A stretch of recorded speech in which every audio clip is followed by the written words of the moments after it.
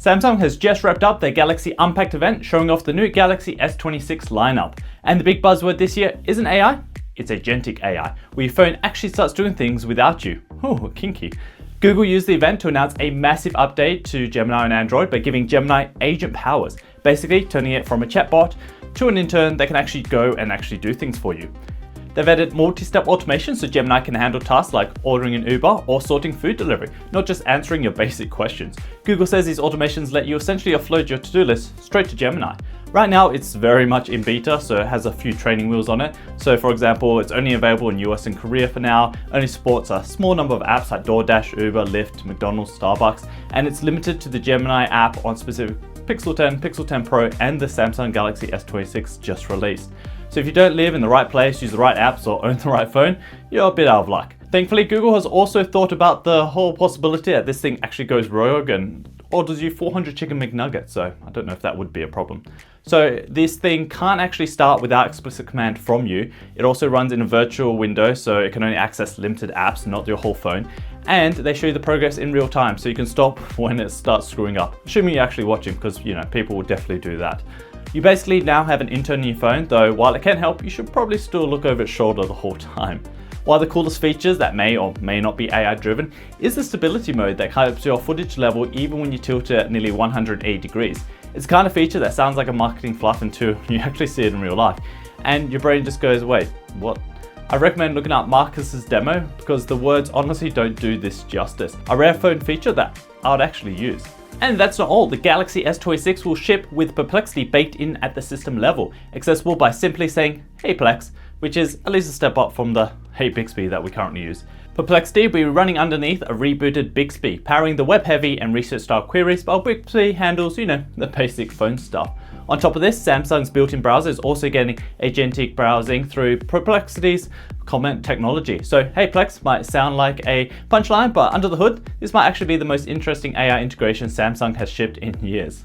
Anthropic has accused DeepSeek and Moonshot AI and Minimax of running what they're calling industry-scale campaigns, basically creating around 24,000 fake accounts and generating over 60 million exchanges with Claude, all to train their own AI models off the back of it, which is wild because Claude isn't even available in China.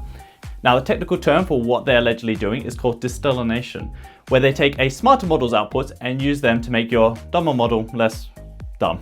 And look, distillation itself isn't illegal. It's actually totally normal practice. You train a smaller or cheaper model on the outputs of a big one. Everyone does it. The issue here is how you get those outputs. Doing it via fake accounts and proxies, even violating terms of services, is not really innovation. It's just industry scale cheating is what they're saying. Each company apparently had different things they were after too. So DeepSeek were going after reasoning capabilities, also asked Claude for censorship-free, safe versions of politically sensitive content. Because why not get two things done at once? Moonshot wanted agentic reasoning and computer vision, and Minimax, well, they went absolutely overboard. 13 million exchanges, mostly focused on coding.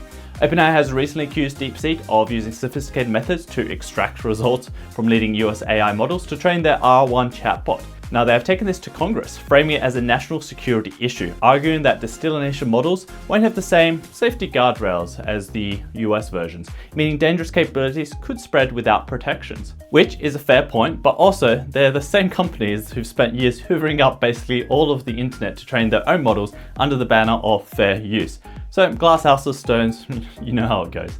OpenAI, who's warning about DeepSeek not respecting copyright, is currently defending itself in a consolidation of 16 copyright lawsuits, so everyone's hands here are a little dirty. And perfectly timed to all this, DeepSeek has apparently decided to withhold its latest model from US chip maker, including Nvidia. So they're not sharing any of their toys either. It's very much a both sides are suspicious of each other and neither is entirely clean situation, which checks out in the current geopolitical environment that we're in right now. Google has been busy shipping this week, and I mean busy. If you thought Amazon's same-day shipping was fast, you're right, it is. But this is also quite fast.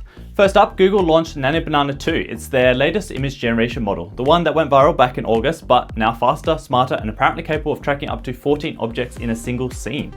Why you would need 14 objects in a single image? Well, I'll leave that to your own imagination. What's interesting here isn't really the quality jump from the latest Nano Banana Pro, but it is a lot faster. It's now the default image model across Google Search, Google Ads, and Google Gemini app, basically everywhere Google touches. So next time you see a suspiciously perfect product ad on Google, it's probably an AI. Speaking of which, Google also quietly launched a feature called Photo Shoot inside the free small medium business marketing tool Perplexity, where you can take a terrible photo of your product and Photo Shoot will turn it into something that looks like you paid a professional photographer $5,000 for free. The tool even has a mode called Golden Hour, which is either a beautiful sunset filter or a retirement plan. At this point, it's hard to say. Look, Google's official line is that it's all about helping, the small businesses compete, and that's probably true. It's also true that the more free tools they give small businesses, the more small businesses will run ads on Google. So win-win. Well played, Google. Well played. Google has acquired a music startup called Producer AI, folding the whole team into Google Labs. It's Google's new music generation tool, turning text and also now images into music. The co-founder Seth said they're just scratching the surface of what the platform can do with Google resources. In other words, they just got a very large cash injection. The less cheerful footnote here is that the existing Producer AI users got an email on the 20th of February saying that all past generation sessions and models were going to be wiped out, just gone, showing that they really do care about creators until money is involved. Moving on, Perplexity launched Computer this week, a cloud-based AI agent that orchestrates 19 different AI models, including Claude, Gemini, GPT, Grok, to complete complex multi-step tasks for you. Their CEO said, "It finally feels like a swarm of agents working for me. I know that's a buzzword that everyone uses, but this is the first moment I've actually felt it." I mean, it's priced at $200 a month for early access, which is either very expensive or very cheap, depending on whether you're the kind of person that just needs a spreadsheet done or the kind of person that has $200 a month lying around for any old spreadsheet. Internally, Perplexity employees reported used it to build a 4,000-row spreadsheet overnight that would have taken a week manually. The CEO also says he got congratulation messages from Anthropic and Google about the launch, because apparently the best way to compete with someone is to make them feel good about what you're doing. And the director of the alignment at Meta's Superintelligence, yes, the person whose literal job title contains the word alignment, posted on X that her AI agent, OpenClaw, had just bulk deleted her entire email inbox. 200 emails just gone. Despite her having explicitly told it to confirm before doing anything, she said nothing humbles you more like telling OpenClaw, confirm before acting and watching it speedrun delete your inbox. Honestly, respect for the self-awareness there.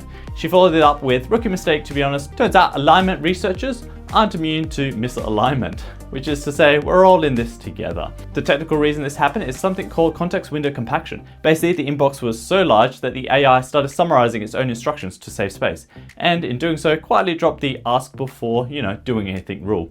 So the AI didn't go rogue, it just forgot that one rule it was given, which depending on your philosophy is either better or worse. The agent apparently did apologize afterwards, admitting it had, totally violated the instructions, so at least it had the decency to feel bad about it. That's a real alignment right there. The machine knows what it did. Finally, because this week needed one more thing, Wired reported that OpenClaw users are now using an open source Python tool called scraping to bypass anti-bot systems, specifically Cloudflare's, which protects roughly 20% of all websites.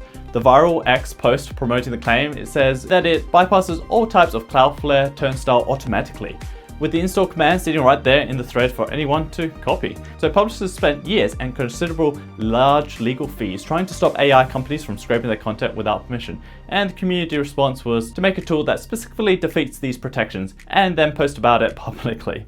Legally speaking, this is a bit murky, but the US courts have previously ruled that scraping publicly available data doesn't necessarily break the law, but the ethical situation feels a little bit less murky. To be fair, the wide headline does say allegedly bypassed, because journalism and the fact that the main source is a X post, not exactly a peer-reviewed paper. But between OpenClaw deleting inboxes, exposing 30,000 unsecure servers on the internet, and now potentially being used to scrape the entire web, it's been quite a week for the world's viral Mac Mini software. Engineers at Uber have gone all in and built a Dara AI, a chatbot version of their CEO, which they practiced their presentation on before showing him in real thing. That's right, they now have to impress the boss and his digital stunt double. On Stephen Bartlett's Diary of CEO podcast, Dara says, "One of my team members told me that some of the teams have built a Dara AI, so they basically make the presentation to the AI as prep for making a presentation to me."